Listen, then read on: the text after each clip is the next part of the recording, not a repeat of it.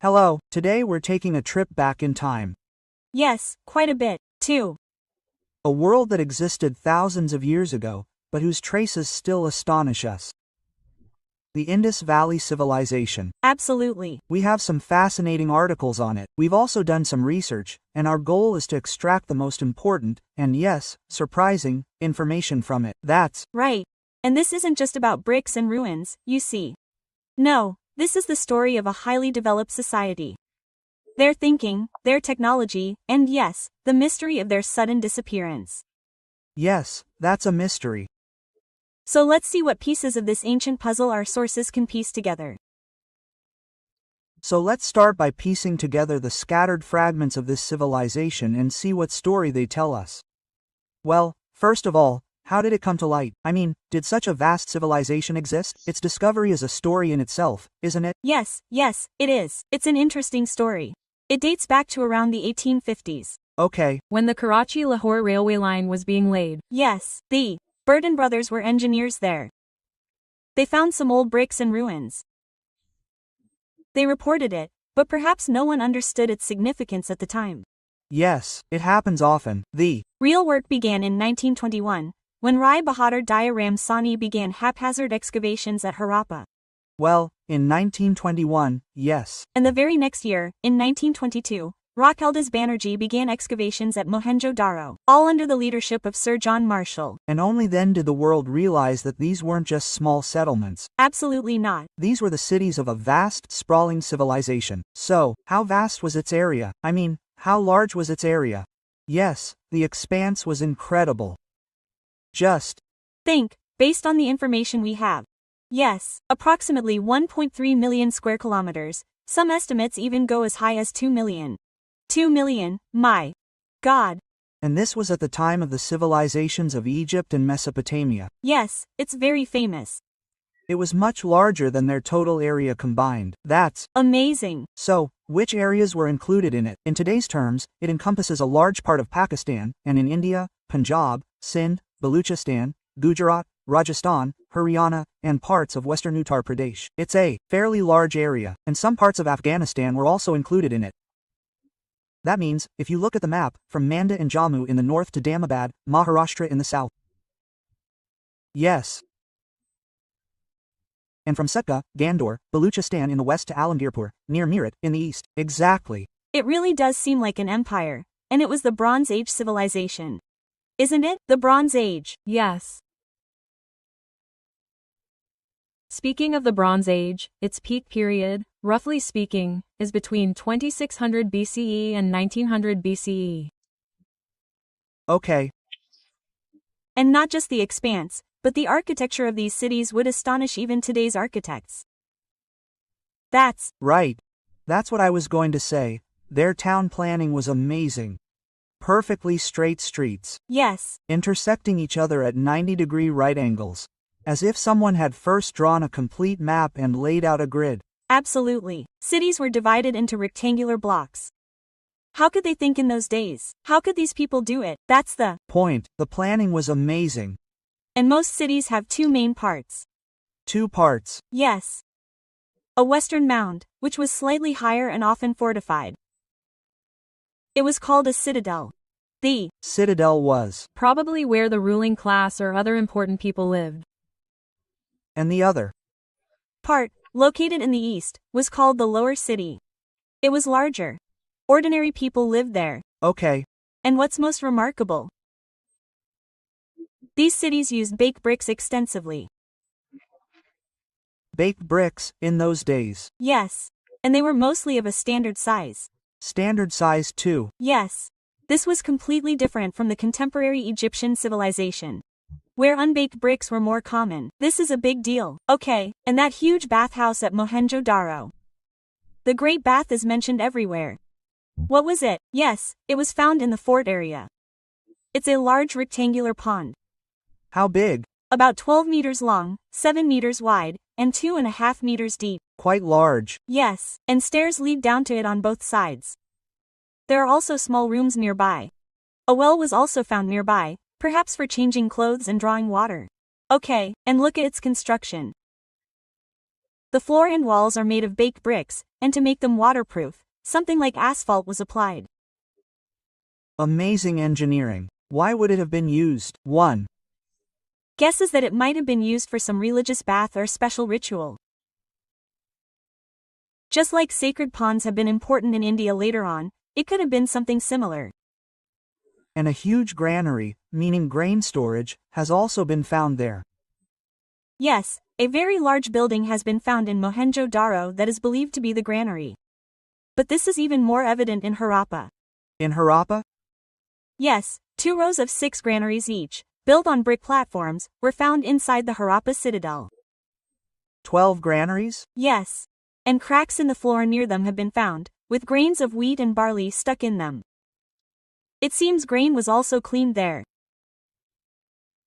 This shows that the collection and storage of grain was done in a very systematic manner, and barrack-like quarters for laborers have also been found nearby. This means there was a completely organized system. Absolutely. This all points to an organized system. And the drainage system, they say, surpasses even modern times. That's true. Great attention was paid to cleanliness. Even today, many cities don't have the same arrangements as there were. Every house had its own bathroom. Yes, most houses had a bathroom and a courtyard. And drains were built to drain water from the house, connecting to the main drain on the street outside. And those drains were also covered. Yes, the most important thing was that they were covered to prevent dirt from spreading, and they also had manhole-like holes in between for cleaning. They were covered with stones or bricks. Amazing. In cities like Kalibangan, many houses have their own wells. Own well? Yes. And if we talk about water management, we have to mention Dholavira, located in Gujarat. Yes, what's special about Dholavira? You can see the amazing water harvesting technique there. Large reservoirs, or stepwells, have been found. Even larger than the Great Bath of Mohenjo-Daro. Well, perhaps they were used during droughts or water shortages. And Dholavira's town planning is also a little different. The city was divided into 3 parts: the fort, the central city, and the lower city. These 3 parts are also distinct. Yes. And in Lothal, you have a port, a dockyard. Absolutely. In Lothal, also in Gujarat, a large brick structure has been found, believed to be a dockyard or port. This is a powerful testament to maritime trade. This means these people traded by sea. Obviously, and Kalibangan in Rajasthan. Traces of plowed fields have been found there. Plowed fields? Yes, traces of plowing, considered among the oldest evidence in the world. Amazing. And there have also been fire altars found there. Fire altars? So, were yagnas and other rituals performed? That's a question. They were also found in Lothal. Perhaps some religious ritual was related to fire. This shows that different cities had their own specialties. Their activities probably varied according to their geographical location. Let's now talk a little about their daily lives and economy. What was the Indus region like then? Not exactly like today. Perhaps quite different from today. Experts believe that there was probably more rainfall then, and the climate was more humid. So there must have been more greenery. Yes, there must have been more forests, more fertile land. Agriculture was their mainstay. What did they grow? Wheat and barley were the main crops. Besides, they also grew crops like rye, peas, sesame, mustard, and sorghum. And cotton. It's mentioned a lot. Yes, cotton is very important. It's believed that cotton was first grown here in the world. The first thing to grow. And perhaps that's why the Greeks called this region Sindon, which probably derives from the word Sindhu. Good quality barley grains have been found in the Sindon Banavali area in Haryana. So, Hattie was quite advanced. Yes. Animal husbandry must have been important as well. Certainly, animal husbandry was very important alongside agriculture. Bulls, cows, buffaloes, sheep, goats, and pigs were all raised. Bullock carts were used. Yes, clay bullock carts have been found. Bulls are also depicted on coins. So, it seems bulls were used for transportation and other purposes. These people were familiar with elephants and rhinoceroses. Their figures are found on seals. But speaking of horses, what was their status? There's very little concrete evidence of horses. Some sites, like Mohenjo-Daro, Lothal, and Surkotada, have claimed to have found horse bones or sculptures. However, these are somewhat questionable or appear to be from a later period. So, it wasn't a horse-centric civilization. It Seems so. This civilization wasn't as dependent on horses as perhaps some later civilizations were. And one more important thing to remember. They didn't have knowledge of iron. Yes, it was a Bronze Age civilization. Yes, it was a Bronze Age civilization. They knew how to make bronze by combining copper and tin. So, what were their industries like? Crafts. Plenty of pottery was found. Yes. Pottery was a major industry. They made beautiful pottery made on the wheel. And Textile weaving was also very important. They grew cotton, so they obviously made cotton cloth. Perhaps these clothes were exported. Then there was the bead making. Bead making was also a specialized industry. At a place called Chanu Daro, the remains of an entire bead making factory have been found. Beads were made from various stones, steatite, and even gold and silver.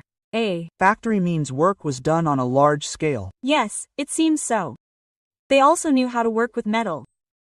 Copper was probably brought from the Khetri mines in Rajasthan. Copper is still available there in Kadri. Yes, and tin was probably imported from Afghanistan or Iran. Then they mixed these two to make bronze, which was used to make tools, weapons, utensils, and statues. Gold and Silver jewelry was also made, which also likely came from outside. so, all these things, grain, clothing, beads, and metal items, must have been traded. Absolutely. Trade was crucial to their economy. How do we know this? We can infer this from several things. First, the thousands of seals and seals found there. Yes, those seals. Second, the similar script, which has not yet been deciphered, is found throughout the region. Third, there were uniform weights and measures throughout the region. Often in the ratio of 16, 1, 2, 4, 8, 1, 6, 3, 2, 6, 4. This is interesting. Yes, all this shows that there was a system for controlling trade.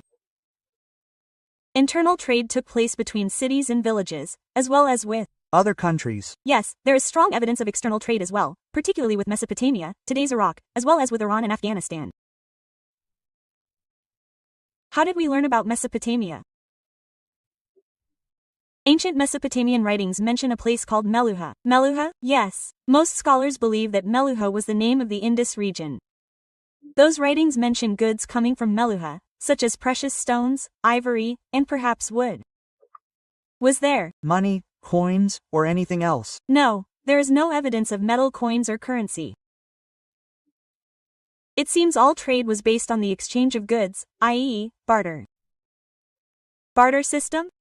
Such a vast civilization, and barter? Yes, it seems so. Perhaps the seals were used to identify or mark ownership of goods, not as money. That's something to think about. Now, let's turn to art and culture. And first of all, those seals are masterpieces in themselves. Really? Over 2,000 seals have been found. Most are made of a soft stone called steatite. Steatite? Yes. Most are square, but rectangular, round, and cylindrical ones have also been found. Animal figures are engraved on them, and the accompanying writing is very detailed. Isn't it a small space? Despite being so small, they are quite impressive.